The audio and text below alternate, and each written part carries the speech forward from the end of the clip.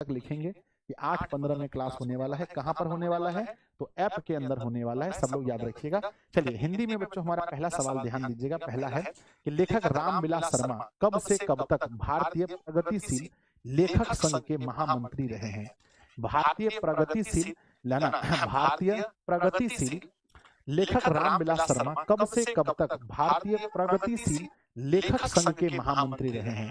तो लेखक संघ के महामंत्री जो रहे हैं 1949 से लेकर 1953 तक रहे हैं। तो ऑप्शन नंबर बी सही होगा। ऑप्शन नंबर बी याद रखिएगा। अगला सवाल देखते हैं।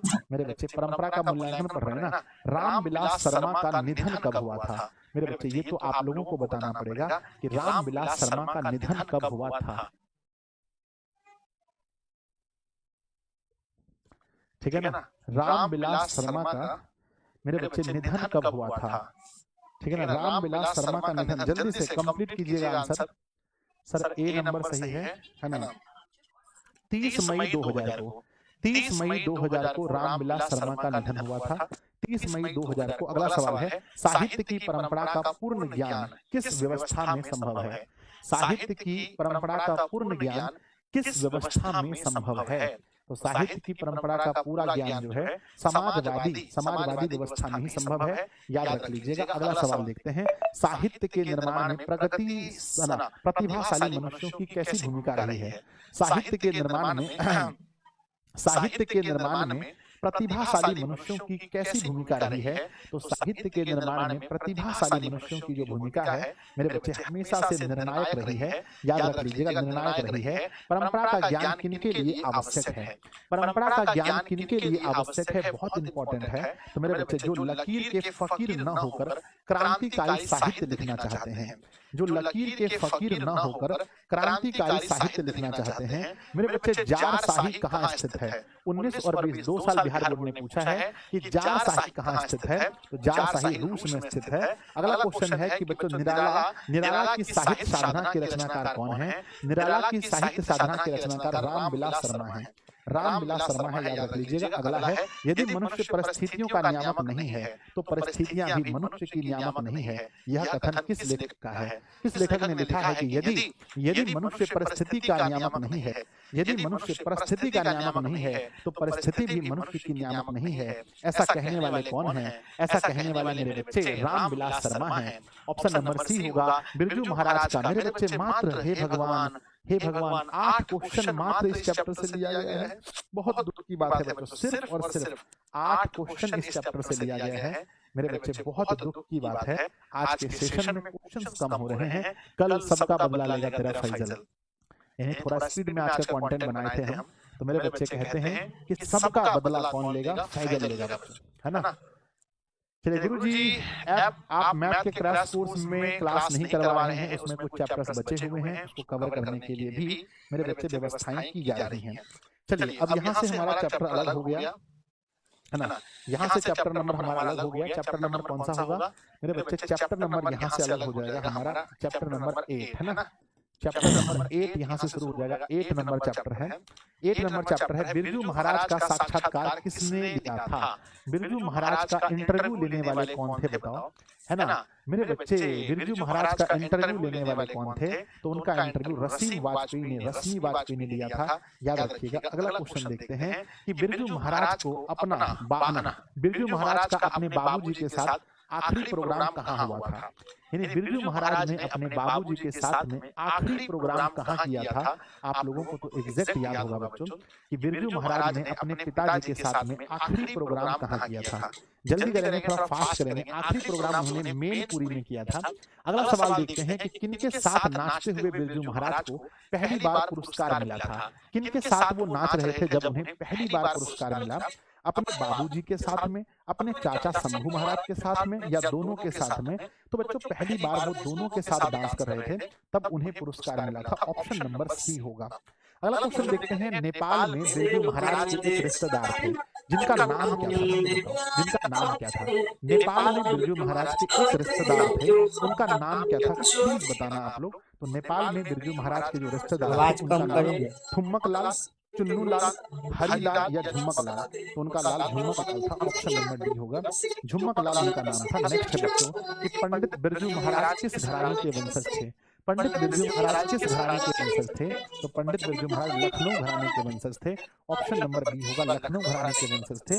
अगला क्वेश्चन है, लखनऊ घराने के किस पंडित, किस पीढ़ी में मेरे बच्चे ना, लखनऊ घराने के किस पीढ़ी के कलाकार पंडित बिरजू महाराज थे? कौन सी पीढ़ी के कलाकार थे बच्चों, कौन सी पीढ़ी के?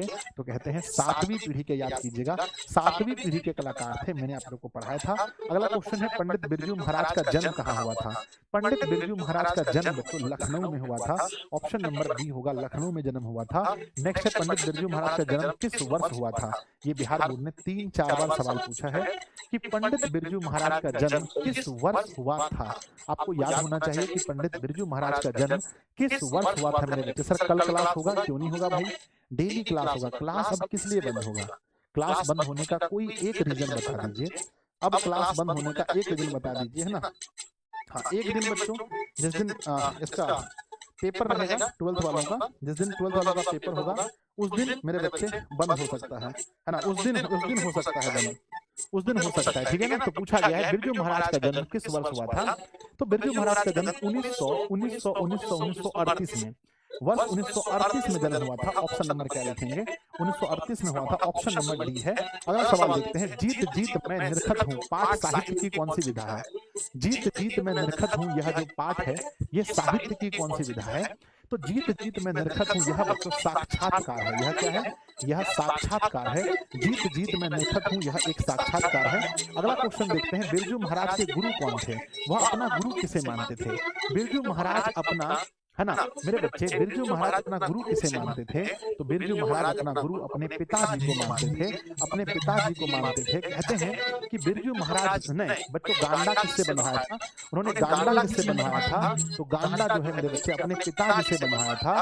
कहते हैं इसके लिए उन्होंने पिताजी को कितना रुपए नजराना दिया था मेरे बच्चे? 500 रुपए देकर के गांडा बनवाया था, 500 रुपए देकर के। कहते हैं अपना जज किसे मानते थे? बिरजू महाराज अपना जज अपनी अम्मा को मानते थे, अपनी अम्मा को। खुद को किसके शागिर्द मानते थे? खुद को किसके शागिर्द मानते थे? किसके शागिर्द? शागिर्द माने होता है शिष्य बच्चों। किनके शिष्य मानते थे? तो खुद को अपना बच्चों पिताजी का शिष्य मानते थे, है ना। पिताजी का शिष्य मानते थे कि मेरे पिताजी ही मेरे गुरु हैं, पिताजी का। अगला क्वेश्चन है, बिरजू महाराज किस शैली के नर्तक थे? मेरे बच्चे बिरजू महाराज के विषय में पूछा गया है कि बिरजू महाराज किस शैली के नर्तक थे? तो बिरजू महाराज जी कथक शैली के नर्तक थे। ऑप्शन नंबर डी होगा। अगला सवाल है, बिरजू महाराज की ख्याति किस रूप में थी? तो नर्तक के रूप में, डांसर थे वो, नर्तक के रूप में। बिरजू महाराज की ख्याति नर्तक के रूप में थी, एक डांसर के रूप में थी। बिरजू महाराज कौन कौन सा वाद्य यंत्र बजाते थे? बिरजू महाराज को कौन कौन सा वाद्य यंत्र बजाना आता था? सितार है, गिटार है, हारमोनियम है, सभी हैं। तो बिरजू महाराज को ये सब कुछ बजाना आता था बच्चों।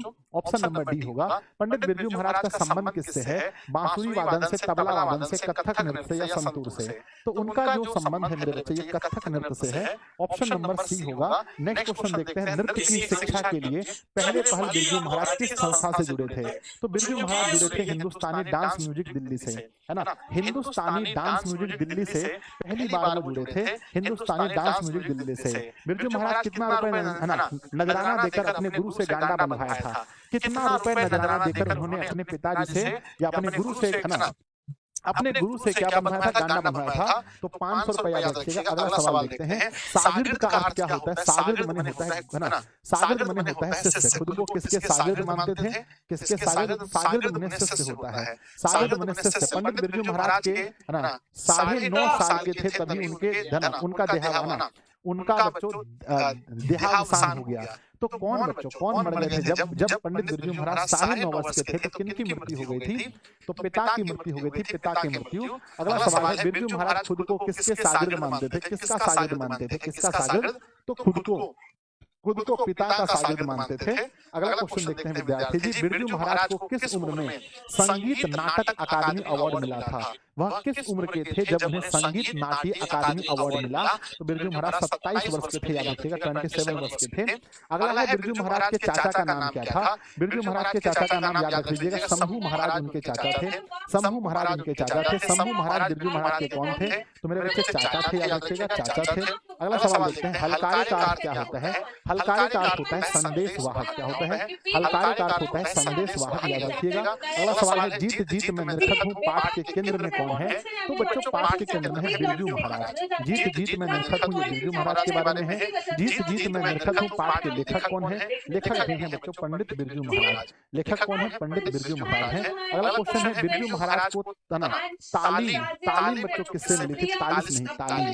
तालीम किससे मिली थी? तो अपने अपने बाबूजी से, अपने पिताजी से शिक्षा मिली थी। तालीम माने शिक्षा। अगला है, पंडित बिरजू महाराज ने गांडा किससे बनवाया था? तो अपने बाबूजी से, अपने पिताजी से गांडा बनवाया था। तो समाप्त हो गया। तो बताइएगा 35 क्वेश्चन में अच्छा खासा क्वेश्चन हिंदी के चैप्टर से लिया गया है। 35 क्वेश्चन में मेरे प्यारे प्यारे प्यारे प्यारे छोटे छोटे भाई बहनों ने कितना सही किया? 35 में से 35 में से आप लोगों ने कितना सही किया बताइए, है ना। सर संस्कृत का नोट्स, कौन सा नोट्स नहीं मिला संस्कृत में? संस्कृत में कौन सा नोट्स नहीं मिला है? क्या संस्कृत के बुक का नोट्स नहीं मिला है? क्या संस्कृत के ग्रामर का नोट्स नहीं मिला है? क्या नहीं मिला बताओ? संस्कृत का कंप्लीट नोट्स पहले मिल चुका है। तो मेरे बच्चे जब तक चेक बिना किए कुछ भी फालतू कमेंट मत कीजिए, जाके चेक करके देखिए। कंप्लीट नोट्स आपको संस्कृत का पहले ही मिल चुका है। आज बायोलॉजी का नोट्स आपको मिलेगा, बायोलॉजी का, है ना।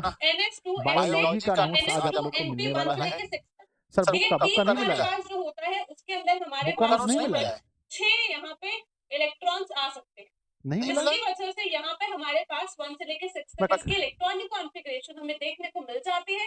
और यहाँ पे हमारे पास बुक का मिला कि नहीं मिला? Yes sir no? Sir book का नहीं मिला है। ठीक है, चलो बहुत बढ़िया। बस नहीं मिला है। तो यहाँ पे पोजीशन बहुत हमारे बना के पास दिए मिल हैं। जाती है और यहाँ पे हमारे पास ओ यहाँ देखने को मिल जाए। भाई, ठीक है, तो यहाँ पे हमारे पास 1 से लेके 6 NH2 NP 1 से लेके 6 तक। माफ कर ठीक है, दो, हमारे पास मेरी इलेक्ट्रॉनिक जुबान फिसल कॉन्फ़िगरेशन क्या गई रहती थी, है? माफ कर NH2 दो। NH2 NP 1 से लेके माफ 6 कर दो तक। बच्चा ठीक है, लो, तीन हमारे पास जो होता मेरी है जुबान उसके अंदर फिसल हमारे गई पास थी। 6 यहाँ पे इलेक्ट्रॉन्स आ ठीक है बच्चों, दिलवा देंगे ना, बना हुआ है, वो बना के रखा हुआ है, वो बना के रखा हुआ है बच्चे, बना के रखा हुआ है। ठीक है, नहीं दिया है तो हमको लगा था, है ना। यहाँ देखने को मिल जाए। ठीक है, चलो ठीक है, दे देंगे। तो यहाँ अरे इतना दिन से कहानी बोला था बे, बगल में सब कहीं का बना बहुत पहले।